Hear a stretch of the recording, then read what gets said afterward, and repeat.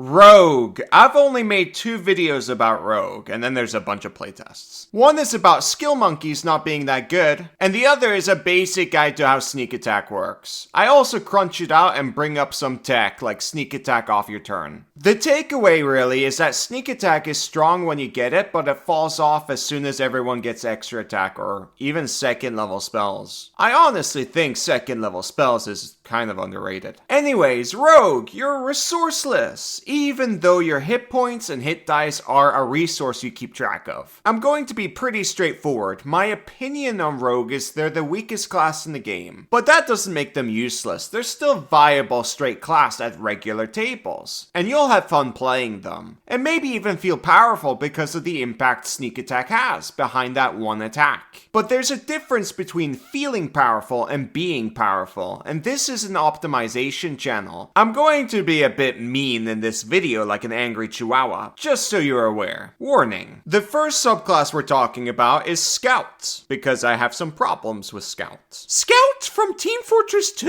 I love that game! No, Gator, you're not even paying attention. This is Scout from D&D. What makes them interesting is it's viewed by quite a lot of people as what Ranger should actually be like. I've heard people say Scout is the real Ranger of the game. There's no spell list, they're good at skills related to nature, and they feel powerful. I disagree. I think Ranger is better in every way, especially when the party takes advantage of Pass Without Trace to gain surprise with the party. There's also the very obvious Conjure Animal spell, Extra Attack, Archery Fighting Style. It's clearly very powerful. And all of this that I just mentioned is part of the base kit. I haven't even brought up the subclasses. And there's a lot of really good subclasses in Ranger. As for the Scouts, well, let's take a look. Welcome to Pack Tactics, where the Crocodile update was the best update in Team Fortress 2. First feature, Survivalist. You get proficiency in nature and survival. This is on top of your 4 chosen skills from Rogue and 2 from your background. That's quite a lot of skills, and yes, that's more than Ranger, sure. 5 points to Gryffindor. We'll gladly take this feature, it's okay. Nature specifically is very good for creating poisons, which is something you should care about if you're playing a martial. Sadly, you can't use scrolls like Rangers can, so use poisons instead. If you want a full guide on poisons, check out this video. It details everything, even good poisons you should try to go after, like Essence of Ether or Wyvern Poison. Now for Skirmisher, you can move up to half your speed as a reaction when an enemy ends its turn within 5 feet of you. This movement doesn't provoke opportunity attacks. I would have rated this as an okay feature if it wasn't for 2 things. In order for this feature to trigger, the enemy has to end its turn within 5 feet of you. This doesn't trigger as soon as an enemy moves within 5 feet of you. They have to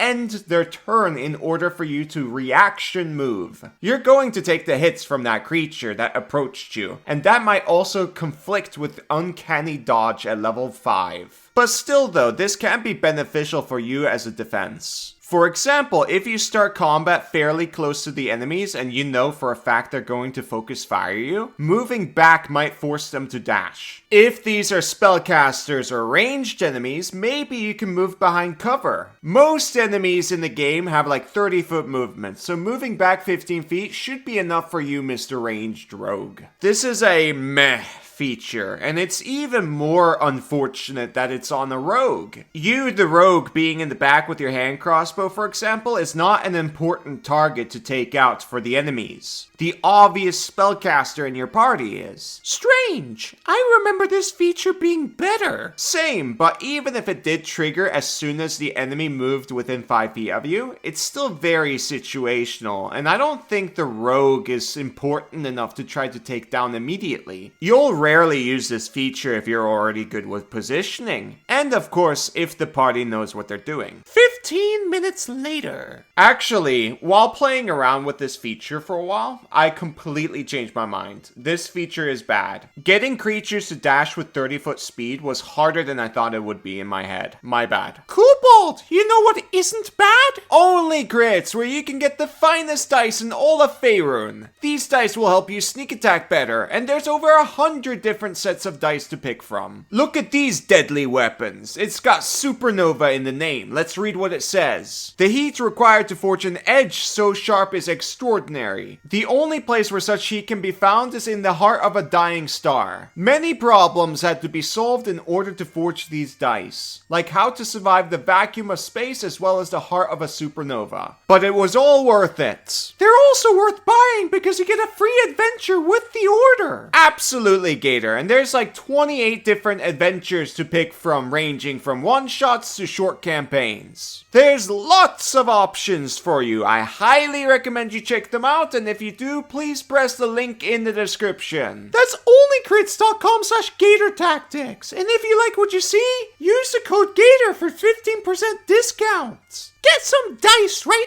now! Yeah! Back to the video. Next is superior mobility at level 9. That's a lot of levels for the next subclass feature. Rangers here get conjure animals, so obviously you would think this feature would be good then. Well, it's not very good, sadly. Here's what it does. Your walking speed increases by 10 feet. If you have a climbing or swimming speed, this increase applies to that speed as well. I thought they got a climbing speed. What the heck? Same. I'm surprised how bad these features are so far. I remember them being way better for some reason. I haven't read this in years, by the way. Anyways, if you're playing a race with 30-foot speed, now it's 40-foot speed, and it also boosts your skirmisher feature by letting you move another 5 feet. Extra mobility is an extra defense, but this is not the feature you need right now. You need a damage boost. This feature comes too late, and besides, getting this amount of speed can be easily achieved with mounts. All you need is gold. Look, the riding horse can move 60 feet, and if it dashes, it's 120. This animal can also disengage for you without using any of your actions. You can also use steady aim while the horse moves around. Fun fact. But Kobold, if you have a mount, then the skirmisher feature won't work properly. True, you just get off the mount. You're basically moving 5 feet. If you're using mounts, then you're probably not using this subclass. Chances are very low. Anyways, back to the climbing points because I want to talk about it. If you got a climbing speed, then I would have to rate this as an okay feature. I don't think I've ever talked about climbing speed in a video. My opinion is climbing speed is basically a poor man's version of flight. If you climb a tree or a building, then the melee enemies will have a hard time getting to you. More so than normal. Climbing speed is very powerful if you use it right. Why do races or species get a climbing speed and not this? I don't know. That's a very good question. You would think a scout would be good with terrain. Having climbing speed, swimming speed, ignore difficult terrain, that sort of stuff. And you would think they would get this feature earlier, but nope. You get this at level 9. Also, you have to get the climbing speed elsewhere. It's super lame. Next is Ambush Master at level 13. You have advantage on initiative rolls. In addition, the first creature you hit during the first round of a combat becomes easier for you and others to strike. Attack rolls against that target have advantage until the start of your next turn. Here we go. This is a feature that Scout actually needs. If you were stronger and had Nova, then the advantage on initiative would have been amazing. Unfortunately, you're a rogue with rogue problems. If you win initiative over a party member who normally goes into melee, and they're not in melee yet, you don't have sneak attack unless you have advantage. You are forced to use steady aim then. And if you're forced to use steady aim and the enemies are already fairly close to you, this can shoot you in the foot, literally. Well, unless you're using a mount, but I don't think you will be using a mount. I might be wrong. The second feature is something else. You have to hit the creature first, and if you do, then everyone else gets advantage until the start of your next turn. Depending on the group, this could be pretty good. For example, if you have a party member who's insanely good at Nova, then this can stack up to quite a bit. Sadly, this only works on the first round. I'm also giving it bonus points because it's a team-related feature. Features like that are very rare to see on a rogue. Anyways, this feature is okay. I wish it was more consistent and you got it earlier. I don't think this feature is powerful enough. Capstone at level 17. This one is very fun. It's called Sudden Strike. If you take the attack action on your turn, you can make one additional attack as a bonus action. This attack can benefit from your sneak attack even if you already used it this turn. But you can't use sneak attack against the same target more than once in a turn. Holy moly! Double sneak attack!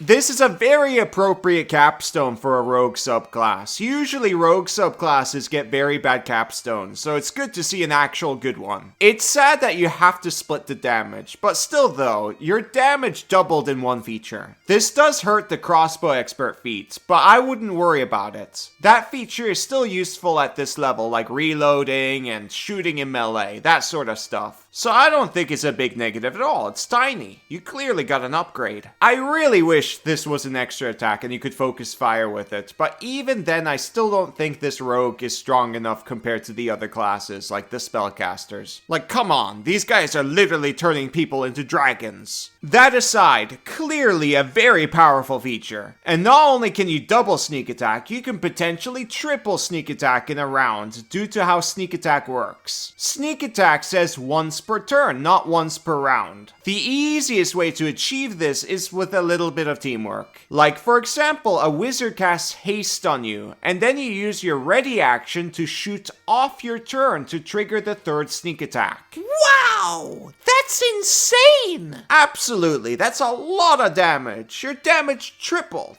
But it's still a little bit of a meme move at 17th level, but it looks super fun. Not gonna lie, 3 sneak attacks in a round? If I was your wizard, I would probably cast haste on you just to see the damage done. This is coming from a guy who doesn't like haste. Just like everyone else in the community, sometimes I like to meme too. D&D is all about the memes, guys! No, it's not, Gator. It's about adventuring with your friends and having a good time together. Anyways, conclusion. I disagree that this is the real Ranger. It's bad. It sucks. The only thing that sticks out really is the capstone, but even with the capstone, I don't think it's good enough. The real Ranger is the actual Ranger. Just play Ranger. End of video. That was a good Team Fortress 2 video. Subscribe and like and stuff. Donate money to Kobold so we can buy pizza. Anyways, bye-bye.